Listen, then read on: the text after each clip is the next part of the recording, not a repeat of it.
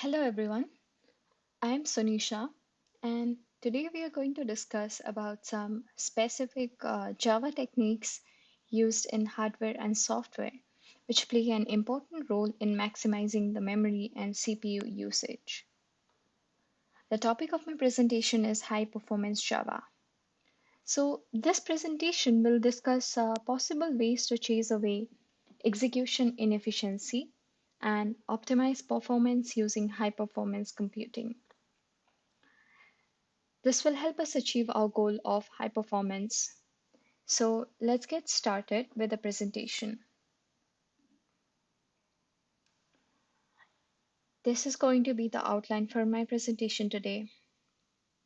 First of all, we are going to introduce a bit of background for Java and define our problem statement. And then we will move on to explore the factors that create hurdles on the Java performance, which is, as mentioned in the slide, reasons for performance attenuations in Java.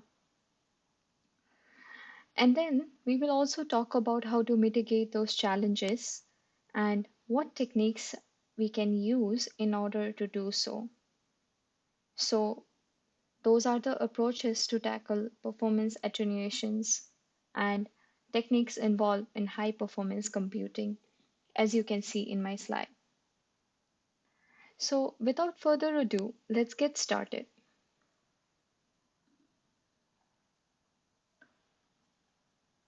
Java is often considered a slow execution language that serves as an alternative to C++. Modern Java is quite fast and is comparable to C++ code base, but it still takes a lot of memory. This is due to the dependency on the Java Virtual Machine, JVM, rather than directly working on the processor. The JVM is how we run our Java programs. We configure the JVM settings and then rely on it to manage program resources during execution. So, in other words, JVM is the specification for a software program that executes the code and provides the runtime environment for that code. The same is shown in the figure 1. This is due to the existence of Java Virtual Machine. We cannot simply write Java code to articulate processor execution by our own choice. We have to be dependent on the JVM, as the process of execution is allowed to be performed only by the Java Virtual Machine. So this in some way creates a performance bottleneck in Java. But using some specific techniques discussed in this presentation, we can easily overcome this problem and create optimal CPU and memory utilization. This presentation will also discuss about the ways to chase away the execution inefficiency and optimize the performance using high performance computing. It will explain about the methods used in its core, that is the Java virtual machine, as I talked about earlier, and some specific techniques used in hardware and software, which will play an important role in maximizing memory and CPU usage. So, in my next slide, let's see, we have some factors that are being discussed, which makes Java slow and less efficient. Let's move on to the next slide. First of all, I want to give a brief explanation of how Java code works. Designing a program to enmark contextual aspects of time and space complexity is the most important benchmark in platform-based optimization. When that platform is Java, it is a Java virtual machine that takes the sole responsibility to drive the execution of the program. And this program can be in Java or any other language, but can be compiled as a Java bytecode.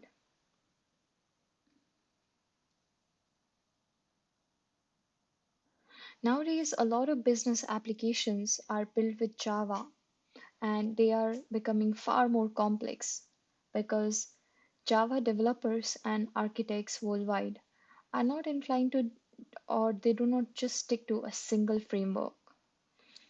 And as a result, the bandwidth of common libraries and frameworks has been having experiencing an exponential growth in its spectrum.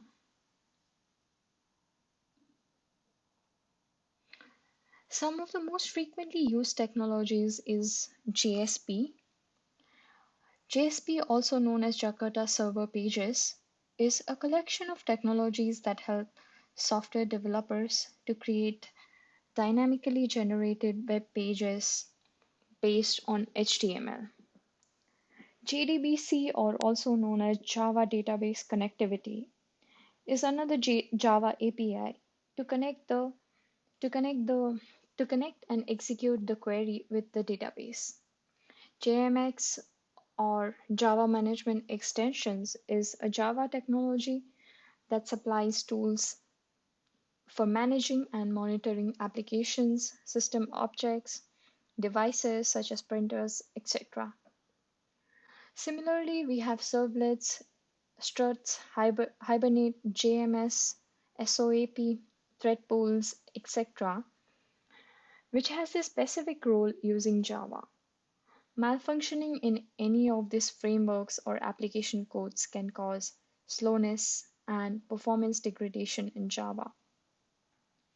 And that can be tackled by the techniques mentioned in my future slide. So for this presentation, as I talked earlier also, we are going to discuss about the hardware and the software techniques. So I have divided my approaches into two categories, the which is to achieve high performance in Java through proper and efficient coding. And the second approach is through parallel processing. So as you can see, the proper and efficient coding relates to how the software implementation, and the approach through parallel processing speaks about the hardware implementation. In subsequent slides, we will be discussing them in more detail.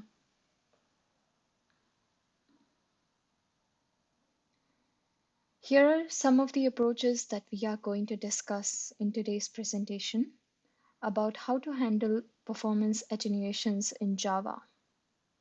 So there are some points that I have mentioned in my slide, and let's discuss them in detail. First of all, we are going to talk about the indefinite loop. If we introduce any statement like while true or any sort of conditional loop that will return true forever, then it might catch into an indefinite thread and get stuck over there. And lots of CPU cycles will be wasted due to this.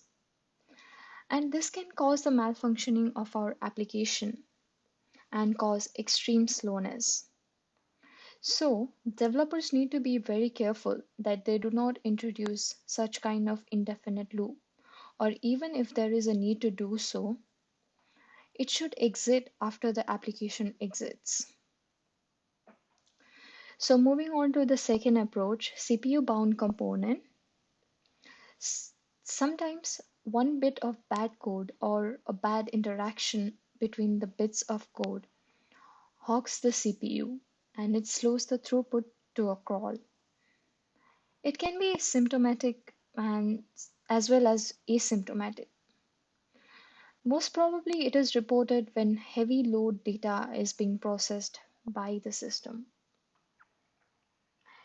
Caching the data and pre-completed tasks can eradicate this problem to a moderate extent. This is all about CPU bound component. The third approach that we are going to discuss today is reducing the number of CPU cycles utilized by the retry mechanism in codes. Retry mechanism is very evident in any standard protocol of application coding. Continuous retry in case of failure events leads to substantial waste of CPU cycles and allied resources too. This can be removed by using the forceful exit of any malfunctioning code. The next approach is threading management. Multithreading in Java is a process of executing multiple threads simultaneously. A thread is the smallest unit of process. Multiprocessing and multithreading both are used to achieve multitasking. Hence, threading feature has added the extra miles to achieve the optimized resource utilization with high performance. But at the same time, developers must possess extra precautionary measure in order to ensure that threads are properly isolated and not causing any CPU and resource sharing issues. Deadlocks can occur when threading is implemented with improper locking order. Threading systems allow the benefit of concurrency and efficiency, but cannot be prevented from issues like deadlock and race conditions, which definitely slows down the CPU performance. This should be handled by implementing proper deadlock prevention methods and algorithm. One of the famous algorithms is the banker's algorithm that they can implement in order to ensure deadlock prevention. Now, as I mentioned earlier also,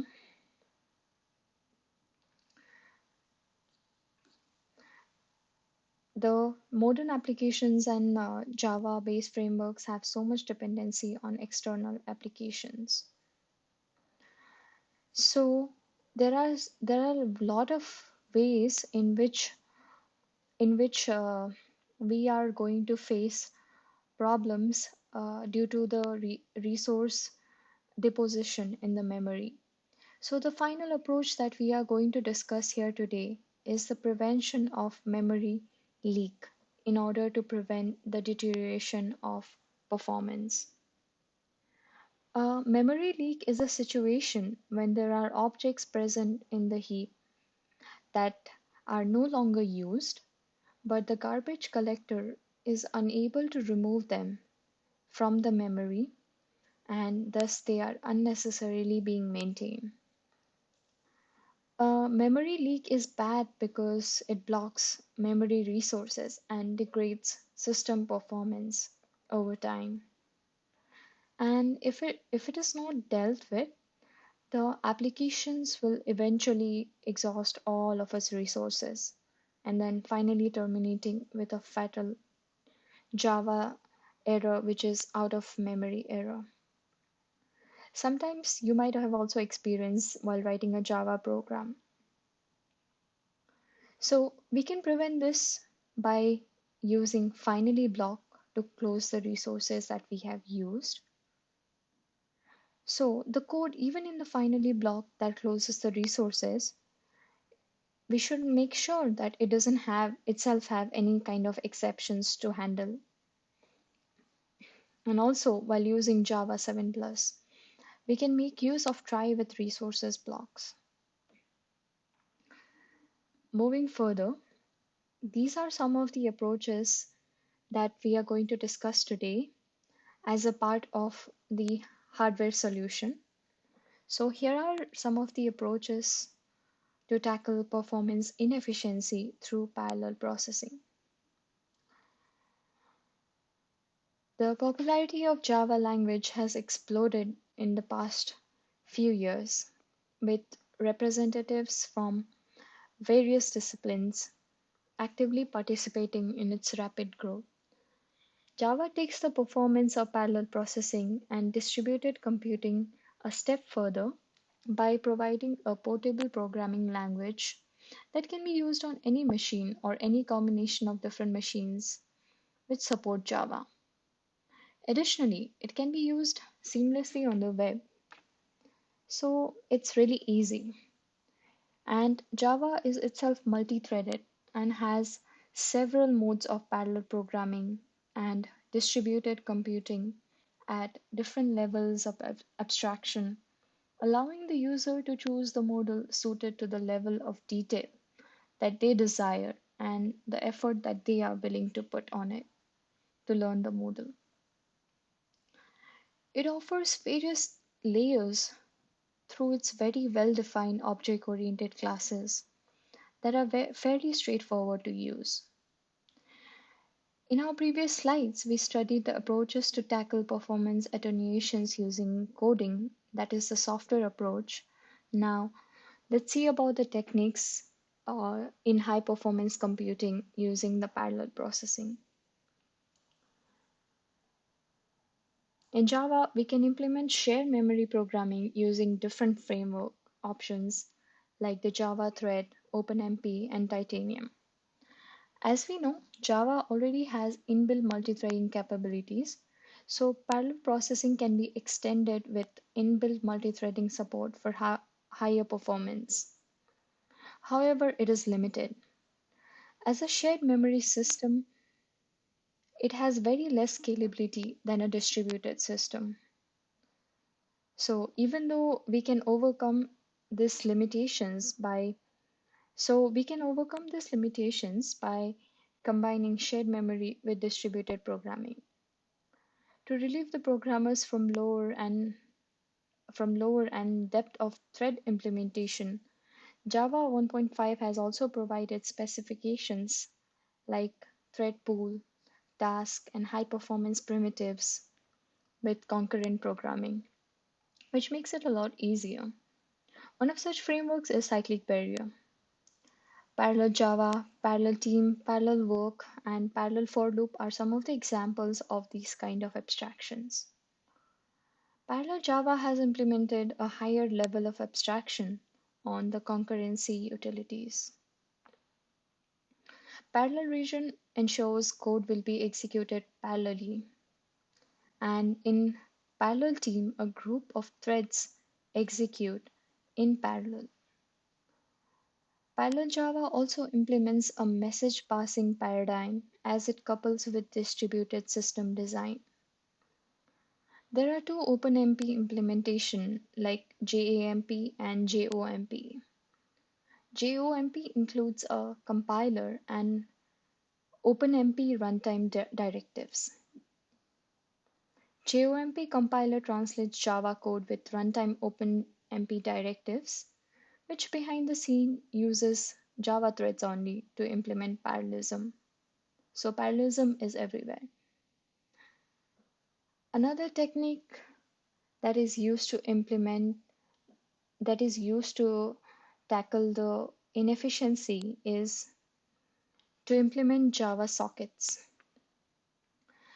Java sockets can be implemented using different components like TCP/IP over InfiniBand and SCIP on SCI. Mainly, there are two types of sockets implementation, which are the widely extended Java I/O sockets and Java NIO new I/O sockets, which provide scalable non-blocking communication support. Both the types provide support for HPC implementation using Java. Sockets create parallelism by removing cohesive dependency between the components intersystem as well as intrasystem. So we have already discussed two approaches, which are shared memory programming and Java sockets. Now let's move on to the third approach, which is the Java Remote Method Invocation, or RMI. RMI stands for Remote Method Invocation. It is a mechanism that allows an object residing in one system, one JVM, to access or invoke an object running on another JVM.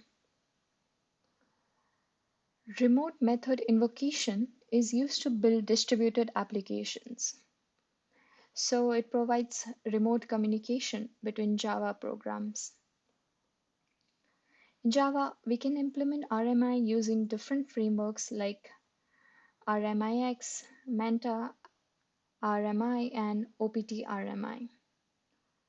But still, the non-standard API API usage entails the lack of portability and insufficient overhead reductions, yet significantly larger than socket latencies have restricted their applicability.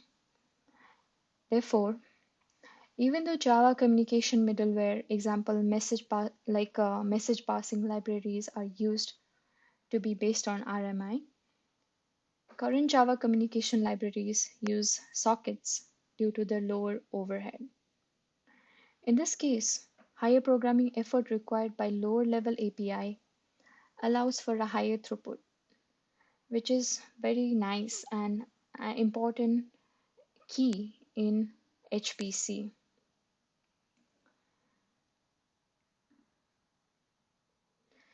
So now that we have seen some approaches in the slides earlier, we can conclude that Java can be highly optimized for a better performance and high throughput in different application and computing workstations.